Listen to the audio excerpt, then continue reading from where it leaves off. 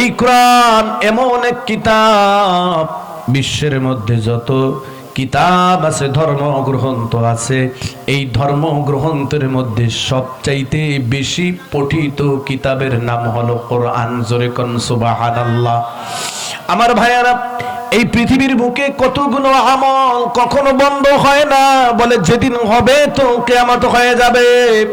এর মধ্যে অন্যতম একটি হলো নামাজ। পৃথিবীর মধ্যে 24 ঘন্টায় সূর্য ঘূর্ণায়মানের সময় ব্যবধানে 24 ঘন্টা পৃথিবীতে আজান হতে থাকে। নামাজে মানুষ সিজদার মধ্যে থাকে কি থাকে না? জোরে কর। এখন বাজে মনে করেন 10টা 15 মিনিট কি 14 মিনিট। আপনি সৌদি আরবে ফোন করেন, দেখবেন এখন বাজে হলো 5টা 10টা 6টা কি বলে পিছন 6টা আপনার 20 মিনিট 38 সেকেন্ড। এর মানে এখন থেকে পিছনে 3 ঘন্টা ব্যবধান। এর মানে আপনি যদি ইতালিতে ফোন করেন দেখবেন 5 ঘন্টা ব্যবধান। এভাবে বিভিন্ন রাষ্ট্রের মধ্যে সময়ের এরকম ব্যবধান। শুধু রাষ্ট্র নয়, বাংলাদেশের টেকনাফ থেকে তেতুলিয়ার সময়ের ব্যবধান হলো 14.5 মিনিট। 14.5 মিনিট না, 5 মিনিটের 2 মিনিটের ব্যবধানে আগে যদি ইফতার করে রোজাই বাদ হয়ে যায়। ঠিক না ভাই? ঠিক বলে। আমার ভাইয়েরা, এই ব্যবধানের ফলে এখানে একজন আজান দেয় এই দেশে, আজান শেষ হতে হতে ভারতে, আজান শেষ হতে হতে ভারতের অন্য স্টেট মুম্বাইতে, আরেক স্টেটে এভাবে আজান দিতে দিতে পৃথিবীর বুকে 24 ঘন্টা আল্লাহর তাকবীর আজানের মধ্যে থাকে। ঠিক না ভাই? ঠিক জোরে বলেন। ঠিক আজানের পরে মানুষ নামাজের মধ্যে থাকে, নামাজের মধ্যে তেলাওয়াতের মধ্যে থাকে। এভাবে এই পৃথিবীতে কখনোই মানুষ সিজদা আজান থেকে মাহরুম নয়।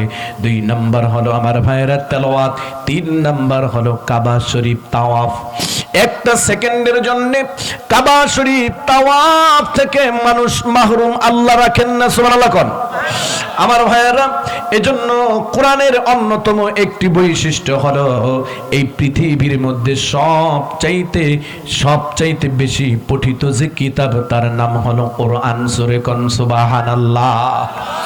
কোরআনের 3 নাম্বার বৈশিষ্ট্য হলো এই কোরআনের হাফেজের সংখ্যা এত বেশি রে মুমিন। বাংলাদেশে বর্তমানে প্রায় 50 লক্ষের অধিক কোরআনের হাফেজ আছে। সুবহানাল্লাহ কোন।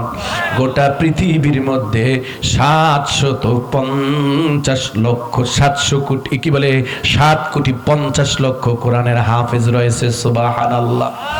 আমার ভাইয়েরা, আমার বন্ধুরা, ইসলাম ধর্মে ব্যতীত তো আরো ধর্ম আছে। বলে খ্রিস্টান ধর্মের গ্রন্থের নাম হলো তাওরাত, কি বলে তা ইনজিল। এই গ্রন্থের বর্তমানে অনুসারীর সংখ্যা প্রায় 250 কোটি। এই গোটা মানুষের মধ্যে একজন মানুষও ওই তাওরাত কিতাবের হাফেজ, আপনার ইনজিল কিতাবের হাফেজ পাবেন না। এরপরে জাব্বুর কিতাব আছে, একজনও হাফেজ নাই। হিন্দুদের ধর্মীয় গ্রন্থের নাম হলো বেদ। গোটা পৃথিবীর মধ্যে একজনও বেদের হাফেজ নাই। বৌদ্ধদের ধর্মগ্রন্থের নাম হলো ত্রিপিটক। গোটা পৃথিবীর মধ্যে একজন ত্রিপিটকের হাফেজ নাই। আছে নি? বলে একজনে বলে আছে, একজন হাফেজ নাই রে মুমিন। অথচ এই বাংলাদেশের এই শরীয়তপুর জেলার মধ্যে বর্তমানে প্রায় 37,000 কম বেশি হাফেজ আছে। সুবহানাল্লাহ জোরে কোন। আমার ভাইয়েরা, দেখলেন আজকে ছোট্ট 2টা কোরআনের হাফেজ 30 পারা কোরআনকে মুখস্থ করছে। তো কোরআনের 3 নাম্বার বৈশিষ্ট্য হলো এই কোরআনের হাফেজের সংখ্যা সবচাইতে বেশি। সুবহানাল্লাহ। আমার ভাইয়েরা, আমার বন্ধুরা, কোরআনের 4 নাম্বার বৈশিষ্ট্য হলো আল্লাহ রাব্বুল আলামিন এই কোরআনকে ছন্দের আকৃতিতে নাজিল করেছেন। আমার মুসলমান ভাইরা, আমার বন্ধুরা, আপনি লক্ষ্য করবেন কোরআন কেমন যেন খুব চমৎকার ভাবে ছন্দের গাঁথনি দিয়ে আল্লাহ নাজিল করেছেন। যেমন ওয়াশ-শামসি ওয়া-দুহাহা ওয়াল-কমারি ইযা তালাহা ওয়ান-নাহারি ইযা জাল্লাহা ওয়াল-লাইলি ইযা ইয়াগশাহা ওয়াস-সামাই ওয়া মা বানাহা প্রত্যেকটা আয়াতের শেষের শব্দটা হলো হা। ঠিক না বেঠিক? জোরে বলেন। আর রহমান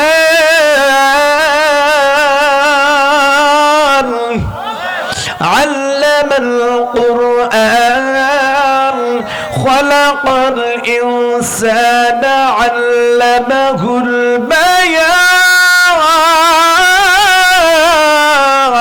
প্রত্যেকটা আয়াতের শেষের অক্ষর নুন। ঠিক না বেঠিক? ধরে বলেন। কুল হুয়াল্লাহু আহাদ। সবাই পড়েন।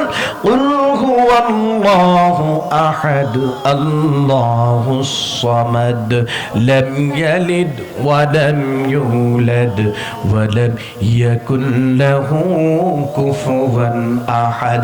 প্রত্যেকটা আয়াতের শেষের অর্থ শব্দ হলো দাল। ঠিক না বেঠিক? ধরে বলেন। ইন্না আ'তাইনাকাল কাউসার ফাসাল্লি লিরাব্বিকা ওয়ানহার ইন্না শানিআকা হুয়াল আবতার। প্রত্যেকটা আয়াতের শেষের শব্দ র। মিল আছে না নাই? অর্থের কোনো ব্যবধান আসেনি, নাহু সরফের কোনো ব্যবধান অমিল আসেনি। এত সুন্দর করে কোরআন নাজিল করেছেন কে? আরো জোরে আওয়াজ করে বলেন কে? আমার ভাইয়েরা, আমার বন্ধুরা, এই কোরআনের 5 নাম্বার বৈশিষ্ট্য হলো মুসলমান ভাইরা আমার, আল্লাহর এই কোরআনকে আল্লাহ রাব্বুল আলামিন সম্পূর্ণ নির্ভুল বলে সৃষ্টি করেছেন। সুবহানাল্লাহ। এই কোরআনের মধ্যে কোনো ভুল আসেনি। আরো জোরে বলেন আসেনি। বলে 6 নাম্বার বৈশিষ্ট্য হলো এই কোরআনের স্বাদ কখনো ফুরায় যায় না। সুবহানাল্লাহ। কোন আপনি প্রতিদিন আমরা 32 রাকাত নামাজ পড়ি, 17 রাকাত ফরজ, 12 রাকাত সুন্নতে মুআক্কাদা, 3 রাকাত বেতের।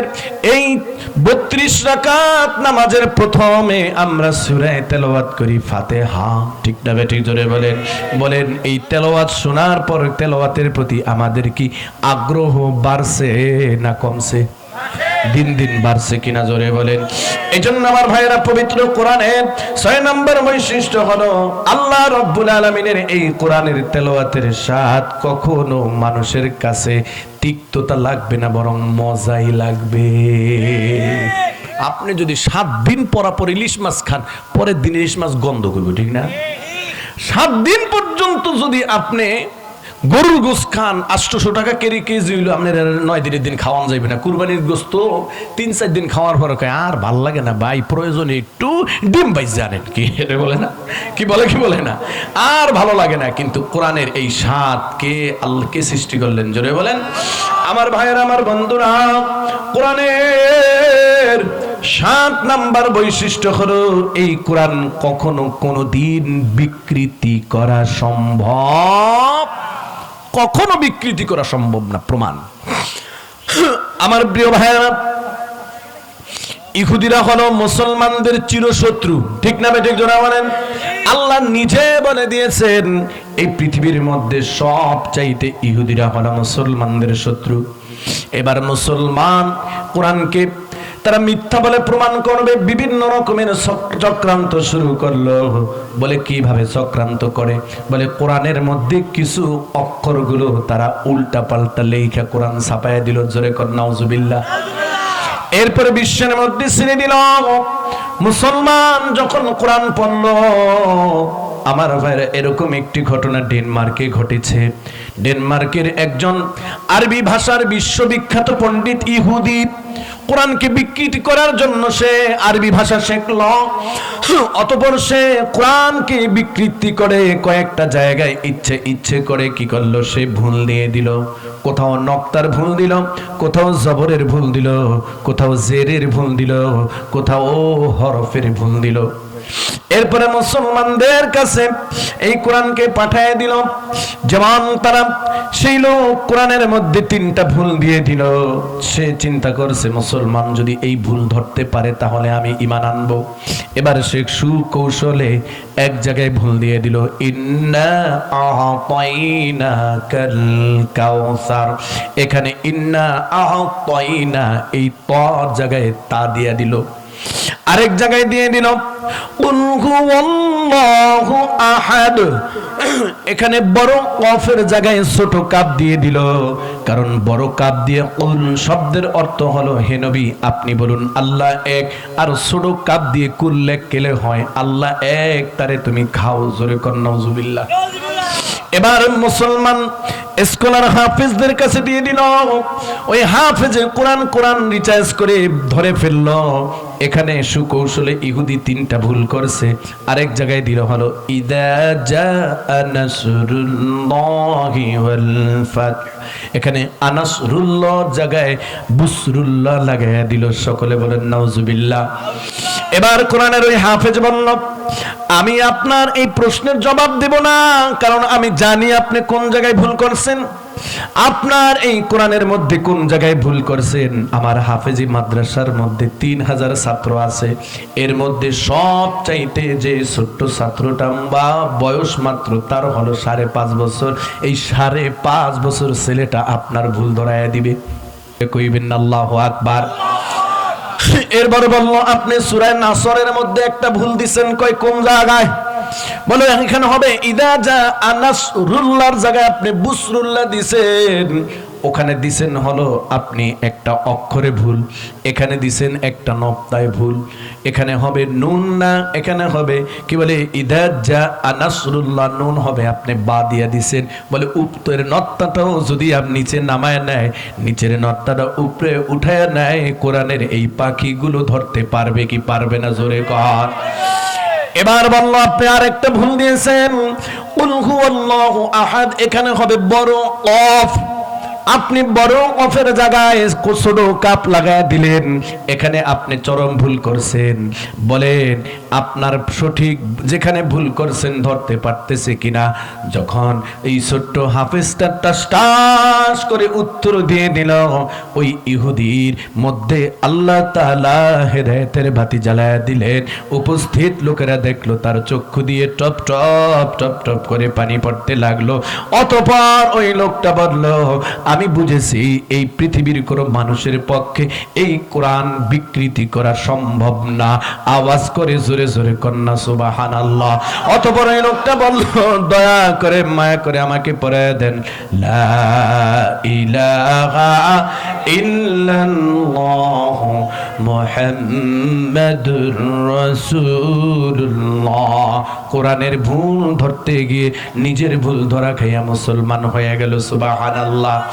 আমার ভাইয়ের আমার বন্ধুরা, কোরআনের আরেকটা মুজিজা হলো, আরেকটা বৈশিষ্ট্য হলো এই কোরআন হলো বিজ্ঞানময় কিতাব। কোরআনের মধ্যে বিজ্ঞানের ব্যাপারে যা কিছু বলা আছে সব এ যাবৎকালে সঠিক হয়েছে। কোরআনের বিরোধিতায় বিজ্ঞানী যা বলেছে সব ভুল। ঠিক না বেঠিক? জোরে কর। আমার ভাইয়েরা, কোরআনের 8 নাম্বার 9 নাম্বার বৈশিষ্ট্য হলো এই কোরআন হলো আল্লাহ তাআলার পক্ষ থেকে নাজিলকৃত কিতাব। এটা তো আমরা জানি, কিন্তু এই কোরআনের হেফাজতের দায়িত্ব আল্লাহ নিজে তার হাতে রেখে দিয়েছেন। সুবহানাল্লাহ। আল্লাহ তাআলা বলেন ইন্না নাহনু নাযালনা যিকরা ওয়া ইন্না লাহু লাহাফিযুন।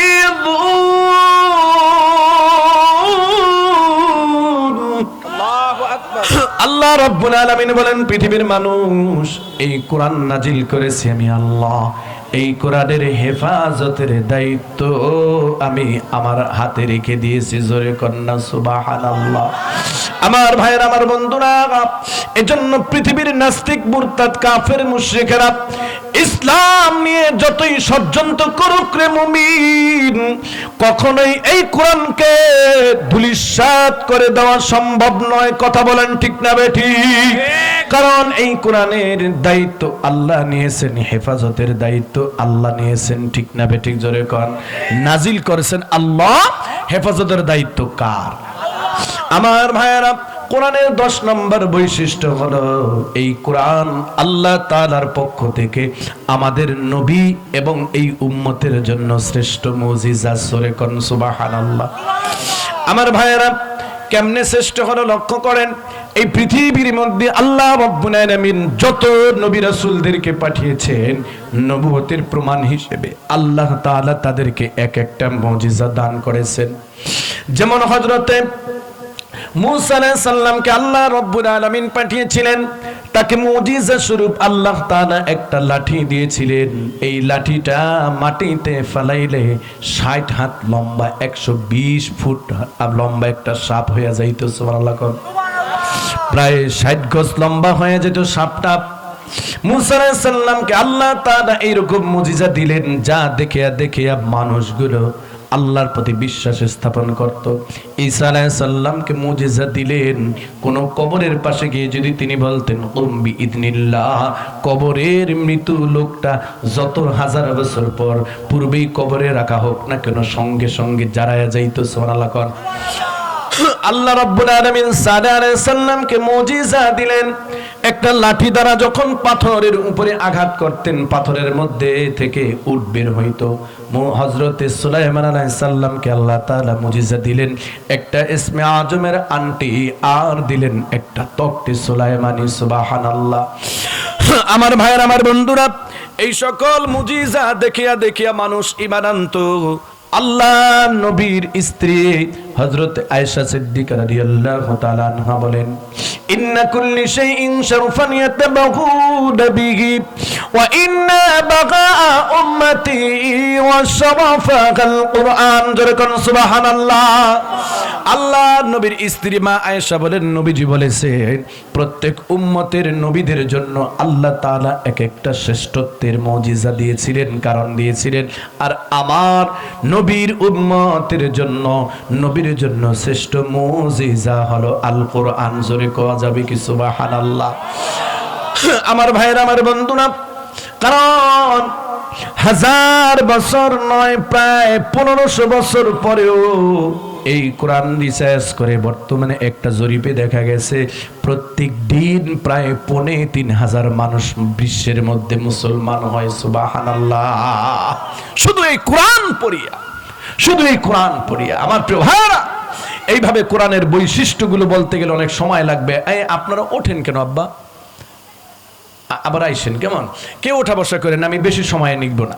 আমার ভাইরা, এই যে কোরআন আল্লাহ তাআলা কেন নাজিল করলেন? আল্লাহ তাআলা বলেন, হুদাল লিন্নাসি ওয়া বায়্যিনাতিম মিনাল হুদা ওয়াল ফুরকান। আল্লাহু আকবার। মানুষকে অন্ধকার থেকে বাঁচানোর জন্য, ভ্রান্ত পথ থেকে সঠিক পথে আনার জন্য, অন্ধকার থেকে আলোর দিকে আনার জন্য, জাহান্নাম থেকে জান্নাতের দিকে আনার জন্য আল্লাহ রাব্বুল আলামিন এই উম্মতের জন্য, এই মানুষের উপরে আল্লাহ এই কোরআন নাজিল করেছেন। জোরে কোন সুবহানাল্লাহ। সুতরাং আল্লাহ তাআলা সূরা আনামের মধ্যে শোনায়া দিলেন, ওয়া হাদা কিতাবুন আনজালনাহু মুবারাকুন ফাত্তাবিউহু ওয়াত্তাকু লাআল্লাকুম তুরহামুন। সকলে বলেন আল্লাহু আকবার। আল্লাহ তাআলা বলেন, ওয়া হাদা কিতাবুন আনজালনাহু মুবারাক। এ পৃথিবীর মানুষ, আমি কোরআনকে বড় দামি করে নাজিল করলাম, বড় বরকতময় এই কোরআন। এত বরকতময় এই কোরআন যার সাথে সংস্পর্শ করেছে, কোরআনের সাথে যেই জিনিসটি আল্লাহ তাআলা তার মর্যাদা বাড়িয়ে দিলেন। বলেন, কোরআনের সাথে সংস্পর্শ হয়েছে রাতের, লাইলাতুল কদর রাতের। আল্লাহ তাআলা 1000 রাতের চাইতেও এই রাতের মর্যাদা বৃদ্ধি করলেন। সুবহানাল্লাহ। জোরে কোন।